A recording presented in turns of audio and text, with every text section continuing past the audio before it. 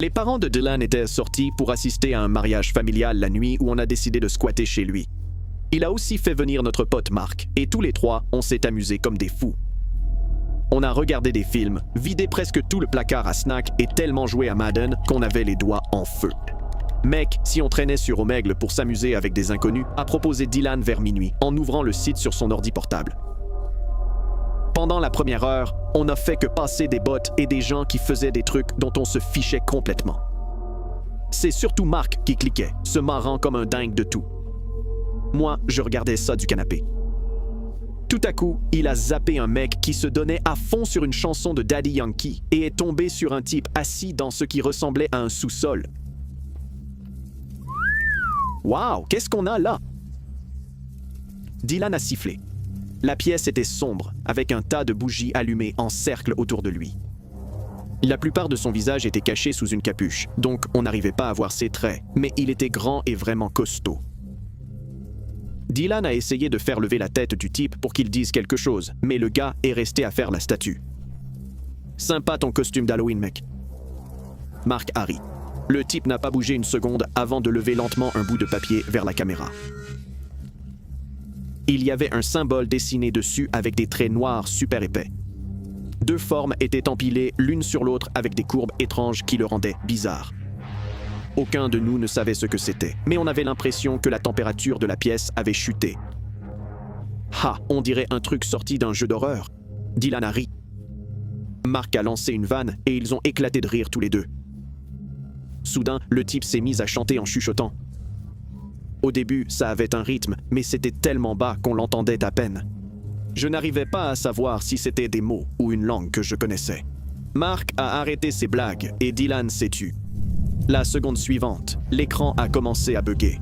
On pouvait repérer des petites déchirures sur l'image et la statique continuait de pulser. « Mec, c'est quoi ce bordel? S'il te plaît, passe !»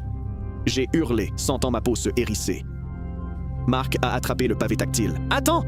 a crié Dylan, les yeux rivés sur l'écran comme s'il ne pouvait pas s'en détacher. Son visage est devenu complètement vide, comme si quelqu'un avait appuyé sur le bouton pause. Pendant ce temps, les chants devenaient de plus en plus forts. Les caméras ont commencé à paniquer, à avoir des bugs partout avant que la communication ne se coupe et que l'écran ne devienne noir. On s'est regardé, essayant de comprendre ce qui venait de se passer. Mark a fait une blague nerveuse à ce sujet, mais Dylan n'a pas ri. Il fixait toujours l'écran noir. Mark l'a appelé, mais il n'a pas répondu. On a échangé un regard mal à l'aise avant que Mark ne lui donne un léger coup de coude. Dylan a tourné la tête vers nous, mais quelque chose clochait dans son expression. C'était complètement vide, comme s'il ne nous reconnaissait même pas et qu'il nous voyait pour la première fois. Il a cligné des yeux une ou deux fois et a souri, mais ce n'était pas son sourire. Dylan a ce grand sourire un peu tordu depuis qu'on est môme. Celui-là, il était plat et vide. On s'est dit qu'il blaguait, qu'il essayait de nous faire une farce, mais toute la nuit, Dylan n'a pas dormi. Il souriait, juste dans le vide. Mark et moi, on a essayé de rester éveillés avec lui, mais on a fini par s'endormir. Il devait être 3 heures du matin quand un murmure super discret m'a réveillé. J'ai regardé et j'ai vu Dylan assis bien droit dans son sac de couchage, face au mur, en train de marmonner des trucs. Je me suis penché et j'ai réalisé que c'était au même rythme que ce chant bizarre qu'on avait entendu à l'appel. Je me suis redressé et j'ai dit son nom. Il ne s'est pas arrêté. Je l'ai dit plus fort et j'ai essayé de toucher son épaule.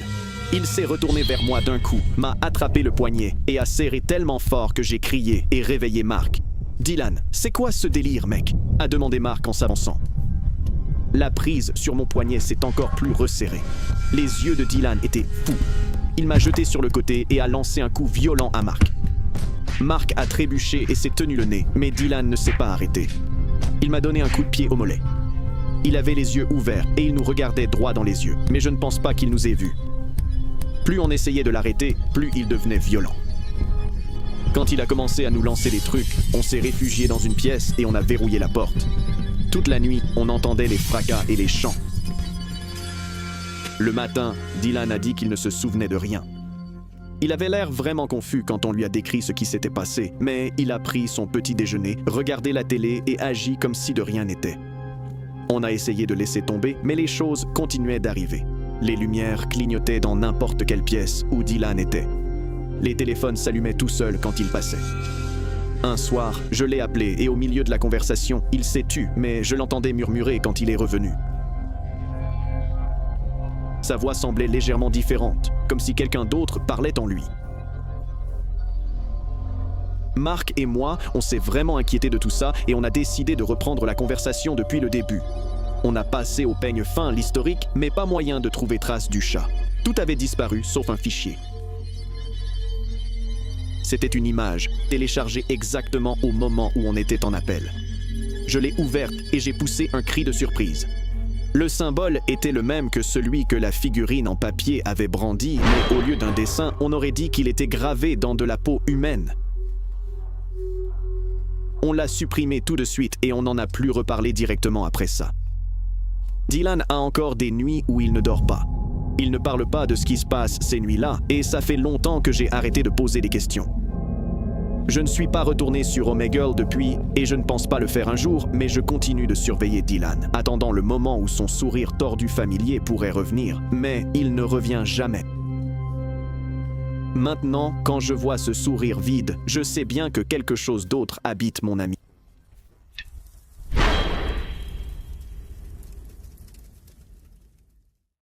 J'ai téléchargé Omegle une nuit enneigée, juste au milieu des vacances de Noël. J'étais en première année à University Park, bloqué dans mon dortoir pendant que mes parents vivaient leur meilleure vie sous les tropiques. Le campus était une ville fantôme et franchement, je me sentais vraiment seul. Ça semblait excitant de discuter avec des inconnus sur une plateforme sociale. Les premières nuits étaient exactement ce à quoi on pouvait s'attendre avec Omegle. Je suis tombé sur des tonnes de spam-bots, des types bizarres et des gens faisant des trucs que je ne voulais pas voir. J'étais presque prête à supprimer l'appli quand j'ai rencontré une fille qui s'appelait Lena. Elle était magnifique, avec de longs cheveux foncés et raides et des yeux gris assortis à la couleur de son sweat à capuche. Elle semblait avoir mon âge et était assise dans une pièce sombre où seule une lampe de bureau projetait un petit cercle de lumière jaune. Elle a souri et m'a dit bonjour et j'étais sous le charme. Lena était douce, calme et drôle. On a parlé pendant environ 1 heure la première nuit. Elle m'a demandé ce que j'étudiais, comment était mon dortoir, si j'avais une chambre individuelle ou une partagée. Je lui ai dit que j'avais un colocataire, mais qu'il n'était pas souvent là. Elle a hoché la tête en disant que ça avait l'air sympa.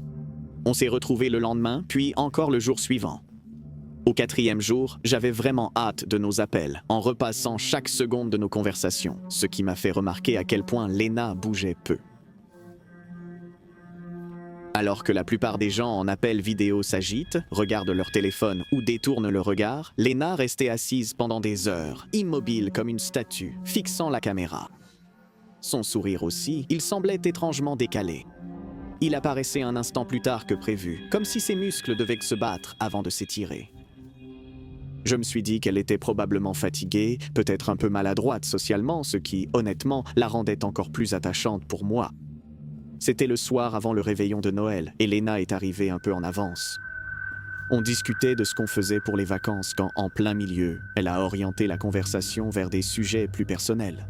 « Tu es à quel étage ?»« Je suis au 5e. Il y a un poste de sécurité dans ton immeuble ?»« Oui, mais seulement la journée. »« Pourquoi ? À quelle heure ta colocataire part-elle d'habitude le matin ? » ?»« Vers 8 heures. Est-ce qu'il y a un problème ? » « Oh !» J'étais juste curieuse. Ces questions m'ont vraiment mis mal à l'aise, mais j'ai haussé les épaules, me disant qu'elle essayait probablement juste de mieux me connaître. Le lendemain soir, on discutait normalement. Je lui parlais d'un resto sympa que j'avais découvert récemment, quand tout à coup, elle m'a demandé d'éteindre la lumière. J'ai ri, pensant qu'elle plaisantait, mais Lena a insisté qu'elle était sérieuse. « J'aime parler dans le noir, Ryan. Ça me semble plus honnête d'une certaine façon. » Je lui ai dit que c'était une drôle de raison. Elle a insisté pour que j'essaie. Je me suis levé et j'ai éteint les lumières. Maintenant, la seule lumière qui restait dans la pièce venait de mon écran. Confortable ? Oui, tu peux te rapprocher de la caméra, s'il te plaît ? Je veux te regarder correctement. Je me suis penché plus près. Lena me fixait. Alors je me suis concentré sur son visage aussi. Franchement, quelque chose semblait bizarre. C'était plus tendu, comme si sa peau n'était pas bien en place. J'ai cligné des yeux et je me suis encore plus rapproché, essayant de comprendre ce que je voyais. Soudain, elle a éternué. La perruque a bougé. Juste un petit peu. Mais c'était suffisant pour que je voie le vrai cuir chevelu ridé qui ne ressemblait pas à une tête de femme. Mon esprit s'est figé pendant quelques secondes, avant que je ne comprenne enfin. Je suppose que ma colère et mon dégoût devaient se lire sur mon visage, car le sourire de Lena a complètement disparu. Elle a cligné des yeux, poussé un grand soupir et marmonné « La mère de Lena, tu n'es pas censé voir ça ».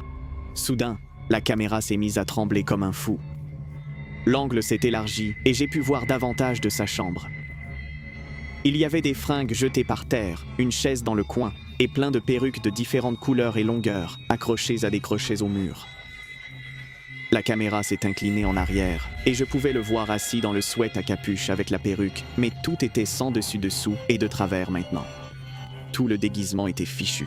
Il fixait la caméra et ça m'a glacé le sang. J'ai claqué mon ordinateur portable très vite et je suis resté assis dans le noir, en essayant de respirer pendant quelques minutes. Ensuite, j'ai allumé toutes les lumières de la pièce, verrouillé ma porte, et je suis resté là, en essayant de comprendre ce qui s'était passé. Quelques secondes plus tard, j'ai entendu un bout de papier glisser sous ma porte. Ma bouche s'est asséchée. J'ai dégluti, je l'ai pris, et je l'ai ouvert, en me tenant à quelques pas de la porte. J'aimais mieux quand tu me croyais. C'était marqué. Mes paumes ont commencé à trembler, et mon cœur battait. Il était juste là, dehors. J'ai rapidement appelé la sécurité du campus et la police. Quand ils sont arrivés, ils ont vérifié les couloirs, les escaliers et l'entrée, mais il avait disparu. L'officier qui a pris ma déposition a gardé son visage neutral tout le temps, ce qui m'a fait comprendre qu'il pensait que je lui faisais une blague ou que j'avais un épisode. La seule chose qu'ils ont trouvée, c'est que la caméra de sécurité couvrant mon étage était devenue sombre à un moment donné ce soir-là. L'université a appelé ça une panne technique. J'ai quitté le dortoir 2 semaines après. Mes parents pensaient que c'était du stress. Je les laisse penser ça. Je n'ai jamais su qui il était ou comment il est arrivé là si vite et inaperçu. Je sais juste que j'étais un jouet pour lui et j'ai foiré son jeu en remarquant un truc que je n'étais même pas censé remarquer. La note est toujours quelque part dans mon bureau, mais plus que ses mots, c'est son écriture propre qui me dérange. Comme s'il l'avait écrite ailleurs d'abord et puis nettoyée, s'attendant à ce que je capte et que je flippe. Peut-être qu'il avait prévu de tout laisser depuis le début, et j'ai alors compris que le jeu n'était pas fini. Il venait juste de corser le jeu. C'était un mardi soir de fin novembre. J'avais école le lendemain, mais je n'étais pas du tout fatigué. Mes parents étaient allés se coucher tôt, la maison était calme, et je me suis retrouvé sur Omegle par pur ennui. Je l'avais déjà utilisé, donc je savais comment ça se passe d'habitude. C'était surtout des trolls et des gars qui jouaient aux petites mains avec eux-mêmes. Je continuais de sauter, cherchant quelqu'un d'assez intéressant pour m'intriguer. J'ai dû zapper une bonne douzaine de personnes avant de tomber sur le gars qui avait l'air de mon âge. Il était assis dans une pièce sombre. Je ne pouvais pas distinguer grand-chose. La lueur de son moniteur éclairait son visage. Il portait un sweat à capuche noire et il y avait un mur vierge derrière lui. Il ressemblait à n'importe quel gars calme et ordinaire qu'on croise sur un parking. J'allais le zapper aussi, quand il a hoché la tête et marmonné un bonjour. « Je suis Jake. » J'ai souri. « Brandon. » On a fait le blabla habituel. « D'où viens-tu? Quelle heure est-il là-bas? » Il avait l'air calme. Je me souviens avoir pensé que c'était l'une des personnes les plus normales avec qui j'avais connecté. Jusqu'à ce qu'il dise « Tu viens de l'Ohio, non? » Mon cœur a manqué un battement. « Comment tu savais ça? » Il a souri. Un coup de chance. J'ai pas cherché plus loin, me disant que quelque chose de mon passé l'avait peut-être mis sur la piste. Je n'y ai pas trop réfléchi, mais ensuite, il a commencé à parler de ma chambre.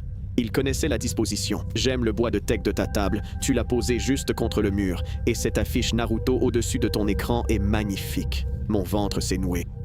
Comment sais-tu à quoi ressemble ma chambre? Ai-je bégayé. Il se contentait de sourire et à murmurer mon nom complet. Je ne l'avais tapé nulle part. Ma session Omegle n'était absolument pas liée à mon identité. Il n'aurait jamais dû le savoir. Qu'est-ce que tu viens de dire? Jake Anderson, il a gloussé. J'ai senti le sang quitter mon visage. Comment connais-tu mon nom? Il s'est penché un peu plus près de son appareil, souriant d'une oreille à l'autre, et m'a dit de me retourner. Tout en moi s'est glacé. Quoi? J'ai dit, tourne-toi, regarde derrière toi. Je ne voulais pas. Tous mes instincts me hurlaient de ne pas quitter l'écran des yeux, mais je l'ai fait. Je me suis lentement retourné sur ma chaise et j'ai regardé ma chambre. Tout était exactement à sa place. Personne n'était là. Je me suis senti stupide d'avoir paniqué à cause d'un type bizarre sur Internet. Agacé, je me suis retourné vers l'écran. Il me regardait toujours. « Bien », a-t-il dit. « Tu es toujours seul. » Il a gloussé et a raccroché. J'ai cligné des yeux et je suis resté là, fixant un écran noir, le cœur battant, essayant de comprendre ce qui venait de se passer. Soudain, mon téléphone a vibré sur le bureau. C'était un numéro inconnu. J'ai ouvert le message et j'ai senti le sol s'effondrer sous moi. C'était une photo de moi, prise par derrière, par-dessus mon épaule. On aurait dit que quelqu'un l'avait prise depuis l'intérieur de ma chambre. Je pouvais voir l'arrière de ma tête, mon moniteur et l'interface Omegle encore ouverte à l'écran. L'horodatage sur la photo correspondait exactement à l'appel. Celui qui l'a prise se tenait juste derrière moi pendant que je parlais à ce type à l'écran. Je me suis retourné si vite que j'ai fait tomber ma chaise en traversant ma chambre. J'ai vérifié tous les recoins, mais la pièce était vide. Je suis descendu en courant et j'ai appelé le 911. Je n'arrivais même plus à parler correctement. Je leur ai dit que quelqu'un était entré chez moi, que j'avais des preuves. Ils ont dit qu'ils allaient envoyer quelqu'un. Je me suis assis sur le canapé du salon avec toutes les lumières allumées et j'ai attendu. Quand les policiers sont arrivés, mes parents étaient juste à côté de moi. Ils ont tout fouillé, mais tout était normal jusqu'à ce que l'un d'eux appelle depuis la cuisine. Il avait trouvé un corbeau mort dans l'évier, ses ailes arrachées. Ses plumes, pleines de sang, étalées sur la porcelaine blanche. Il n'était pas là quand je suis descendu. Ma famille n'avait même pas d'oiseaux. Le second policier a vérifié la porte arrière. La serrure avait été forcée. Quelqu'un était entré, avait laissé cette chose dans notre évier, était resté juste derrière moi assez longtemps pour prendre une photo, puis sorti sans un bruit. Ils ont pris la photo comme preuve. Ils m'ont demandé si je reconnaissais l'homme de l'appel. Non. Ils ont dit qu'ils allaient enquêter et ont dit à mes parents de changer les serrures. Ma mère n'arrêtait pas de trembler. Mon père n'a pas dit grand-chose, mais il continuait à se promener dans la maison bien après le départ des policiers, vérifiant les choses qu'ils avaient déjà vérifiées. On n'a pas dormi cette nuit-là. On est tous restés dans le salon avec toutes les lumières allumées, jusqu'à ce que le soleil se lève. La police ne l'a jamais retrouvé. Il n'avait même pas une piste au départ. L'affaire s'est refroidie en quelques semaines. Depuis, j'ai eu beaucoup de temps pour y réfléchir, et j'ai imaginé plein de combinaisons, mais rien n'a encore de sens.